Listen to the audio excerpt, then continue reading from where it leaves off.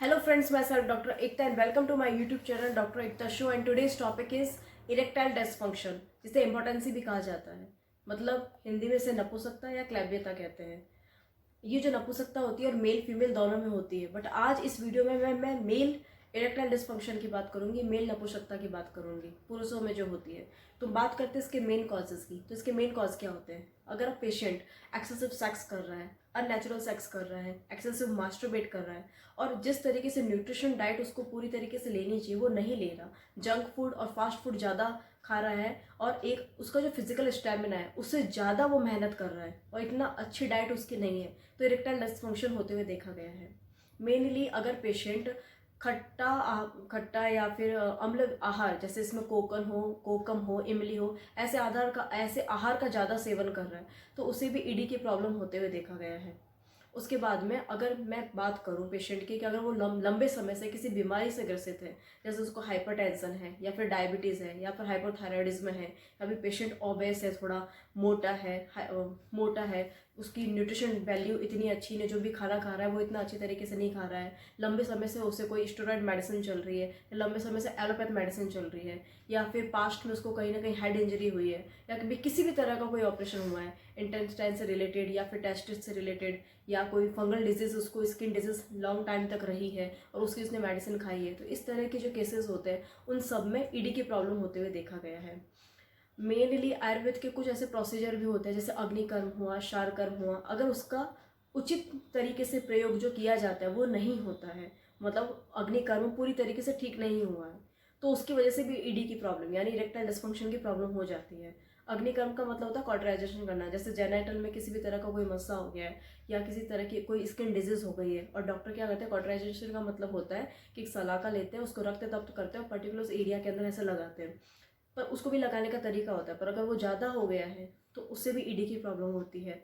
क्षार सूत्र का प्रयोग सही ढंग से नहीं हुआ है या सार मेडिसिन हम ले रहे हैं उसको वो एक्सेसिव ले ली है तो उससे भी ईडी की प्रॉब्लम होते हुए देखा गया है।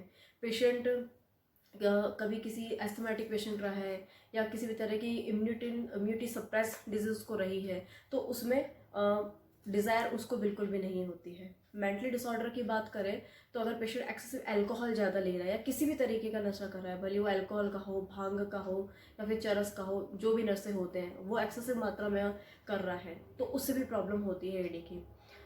देखा गया है कि ऐसे पेशेंट जो लंबे समय से किसी डिप्रेशन में है या किसी भी तरह की मेंटली एंजाइटी से ग्रसित हैं तो उनको ईडी की प्रॉब्लम होते हुए देखा गया है।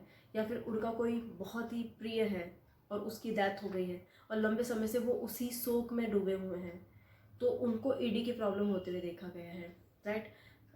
फिर मैंने ये भी देखूंगी कि मैंने अपने लाइफ के केसेस में ये भी देखा है कि हस्बैंड वाइफ साथ में रह रहे हैं या फिर दो मेल और फीमेल साथ में रह रहे हैं बट अपने पार्टनर से उसको किसी भी तरह का कोई अटैचमेंट नहीं है, कोई इंटरेस्ट नहीं है, लव बिल्कुल भी नहीं है, तो और वो इसके पास कोई फर्दर पार्टनर नहीं है, कोई ऑप्शन नहीं है, तो वो सोचता रहता है उसके बारे में, उसमें भी ईडी की प्रॉब्लम होते हुए देखा गया है। या फिर किसी के मल्टीपल सेक्सुअल पार्टनर रहे हैं, मतलब एक लेवल से जो उसका बॉडी स्टेमिना उसको मना कर रहा है पर फिर भी वो गलत चीज़ें देखकर या फिर कुछ ऐसी मेडिसिन खाकर अगर सेक्सुअल एक्टिविटी यूज़ में ला रहा है तो उससे भी ईडी की प्रॉब्लम होते हुए देखा गया है क्योंकि उसका डाइट फिर उस तरीके से नहीं होता।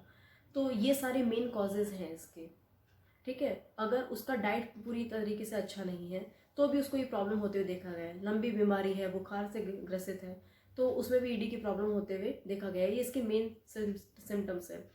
अब इन सारे कॉजेज़ के पीछे एक आयुर्वेद का तक ये है कि इन सारे कॉजेज़ के अंदर आयुर्वेद के अकॉर्डिंग हमारी बॉडी का वात इंक्रीज हो जाता है और जब बॉडी का वात इंक्रीज होता है, जो वात दोष है वो बढ़ के शुक्र के सिराओं में चला जाता है और वहाँ जाके शुक्र धातु को बनने नहीं देता या उस धातु को डिस्टर्ब कर देता है, उसकी वजह से ईडी की प्रॉब्लम होती है, ठीक है। तो मेन हमको काम क्या करना है, हमें वात का शमन करना है। इसलिए ट्रीटमेंट की अगर मैं बात बताऊं तो मेन जब हमारे पास पेशेंट होता है ना तो उसकी डेप्थ हिस्ट्री ली जाती है, उसकी हिस्ट्री में से पता लगाया जाता है कि इसकी ईडी की प्रॉब्लम क्यों है और फिर उसके अकॉर्डिंग मेडिसिन दी जाती है। बट फिर भी बेसिक जो मेडिसिन होती है वो मैं आपको बता देती हूँ कि अगर इस तरह की आपको प्रॉब्लम आ रही है, अगर आप मेंटली डिस्टर्ब हो तो माइंड को शांत रखना बहुत ज़रूरी है। तो इसमें सबसे अच्छी टैबलेट है ब्राह्मी वटी।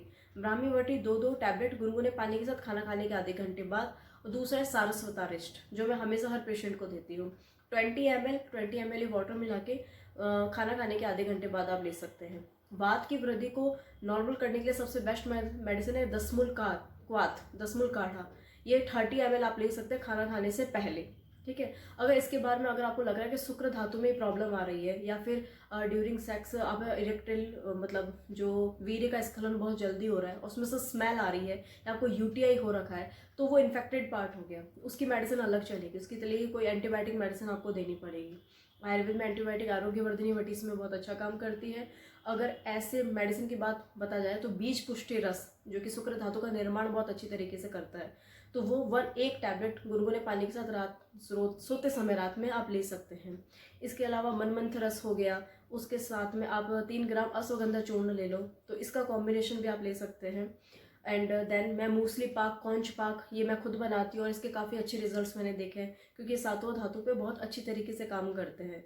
तो रस, रक्त, मांस, मेद, अस्थि, मज्जा, शुक्र, सातों चैनल्स हैं, उसको नरिशमेंट देते हैं। तो ये भी जो अश्वगंधा या मूसली पाक या कौंच पाक, इन तीनों में से आप कोई एक ले सकते हैं, ठीक है।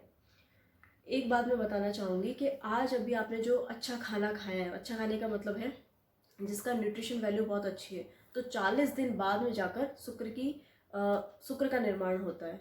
तो अगर आप लंबे समय से फास्ट फूड वगैरह खा रहे हैं तो उसमें ईडी की प्रॉब्लम होती है। और यदि आप 40 दिन तक अच्छा भोजन कर लेते हैं जिसमें अच्छे परसेंट, अच्छा लेवल पे न्यूट्रिशन है, जैसे 2 रोटी सब्जी हो गया, सलाद हो गया, स्प्राउट्स हो गया, ठीक है, जो शुक्र को बढ़ाने वाले आहार होते हैं वो खा लिया 40 दिन तक, तो आपके अंदर जो शुक्र की कमी थी वो पूरी हो सकती है।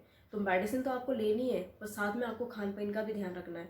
अगर आप मेंटली एंजाइटी के अंदर हैं या डिप्रेशन के अंदर है, तो फिर आपको मेडिटेशन करना चाहिए और योगा वगैरह परफॉर्म करना चाहिए। इतना सब कुछ करने के बाद आप इस बीमारी से निकल सकते हैं। कुछ लोग सोचते हैं कि इस बीमारी का किसी भी तरह का कोई ट्रीटमेंट नहीं है। नहीं, ऐसा बिल्कुल भी नहीं है। अगर आप पूरा ट्रीटमेंट अच्छे से लेते हैं या फिर अच्छे से एक्सरसाइज करते हैं और अच्छा सा अपना डाइट रखते हैं, तो मतलब सिर्फ 1.5 से 2 महीने में आप इस बीमारी से पूरी तरीके से बाहर निकल सकते हैं। Thank you so much.